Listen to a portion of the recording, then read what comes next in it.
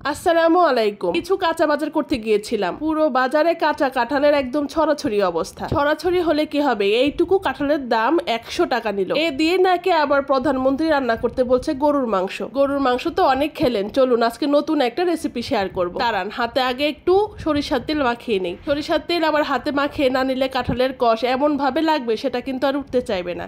তো যাই হোক, এখন কাঁঠালটা ভালো করে ছুরি দিয়ে কেটে নিচ্ছি। উপরের বাকলগুলো প্রথমে ফেলে দিব, এরপরে মাঝে যে শক্ত অংশটুকু আছে এটা কিন্তু ফেলে দিব। যেহেতু আজকে গরুর মাংস রান্না করব না কাঁঠাল দিয়ে, সেহেতু এটাকে আরো ছোট ছোট করে কেটে নেব। তো দেখতেছেন যেরকম করে কাটতেছি ঠিক এরকম করে, চাইলে কিন্তু আরো ছোট ছোট করে নিতে পারেন।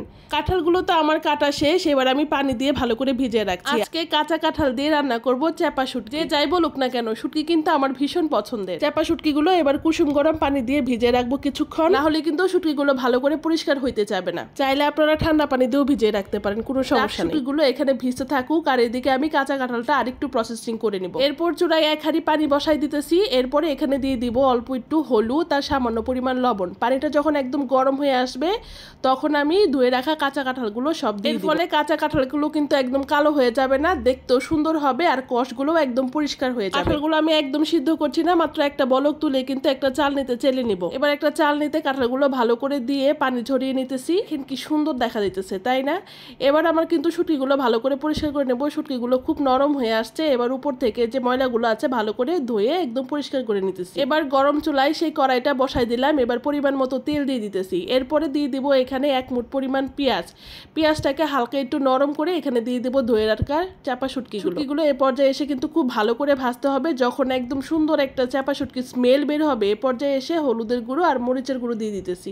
আর সামান্য একটু পানি দিয়ে মশলাটাকে ভালো করে কষিয়ে নিতেছি। কষানোর এ পর্যায়ে এসে এর সাথে যোগ করে দিব রসুন বাটা, সাথে দিয়ে দিতেছি লবণ। এবার মশলাটাকে ভালো করে কষাতে হবে যেই পর্যন্ত তেলটা একদম ছেড়ে না যায়। যখন একদম ফাইন করে কষানো হয়ে যাবে, এ পর্যায়ে এসে আগে থেকে সিদ্ধ করে রাখা কাঁঠালের কোষগুলো এখানে দিয়ে দিব। এর সাথে দিয়ে দিচ্ছি কয়েকটা কাঁচামরিচ। এটা কিন্তু ঝাল খেতে খুবই ভালো লাগে, তাই আমি একটু ঝাল বাড়াই দিছি। আপনারা চাইলে কিন্তু এটা কম বেশি করে নিতে পারবেন। এবার কাঁঠালটাকে ভালো করে কষিয়ে নিতে হবে একটু ঢেকে। অল্প আঁচে ভালো করে কষিয়ে নেওয়ার পরে কাঁঠালগুলো যখন একটু নরম হয়ে আসবে, এ পর্যায়ে এসে ফুটন্ত গরম পানি দিয়ে দিব আমি 2 কাপ পরিমাণ। অবশ্যই কিন্তু ফুটন্ত গরম পানি দিতে হবে, না হলে কিন্তু তরকারিটা একদম পাইনসা পাইনসা লাগবে। এবার ঢেকে রান্না করে নেব আরো 20 মিনিট। আমি তরকারিটা একটু মাখা মাখা রাখতেছি।